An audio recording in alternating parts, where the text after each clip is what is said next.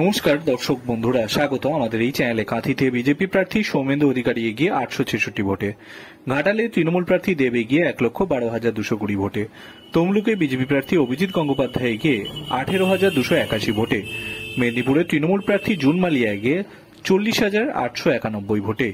পূর্ব বর্ধমানের তৃণমূল প্রার্থী ডক্টর শর্মিলা সরকার এগিয়ে 1,45,647 ভোটে। বর্ধমান দুর্গাপুর লোকসভা কেন্দ্রের তৃণমূল প্রার্থী কীর্তি আজাদ এগিয়ে 1,36,850 ভোটে পিছিয়ে দিলীপ ঘোষ।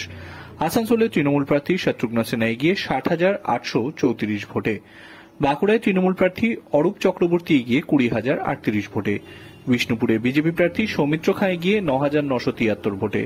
বীরভূমে তৃণমূল প্রার্থী শতাব্দী রায় এগিয়ে 94,794 ভোটে। বোলপুরে তৃণমূল প্রার্থী অসিত কুমার মাল এগিয়ে 2,77,859 ভোটে। পুরুলিয়ায় জ্যোতির্ময় সিংহ মাহাতো এগিয়ে 9,115 ভোটে। কলকাতা উত্তরে সুদীপ বন্দ্যোপাধ্যায় এগিয়ে 21,333 ভোটে। কলকাতা দক্ষিণে মালা রায় এগিয়ে 1,54,846 ভোটে। উত্তরবঙ্গে আলিপুরদুয়ার, জলপাইগুড়ি, দার্জিলিং, রায়ঘাট, বালুরগঞ্জ, মালদা উত্তরে এগিয়ে রয়েছে বিজেপি।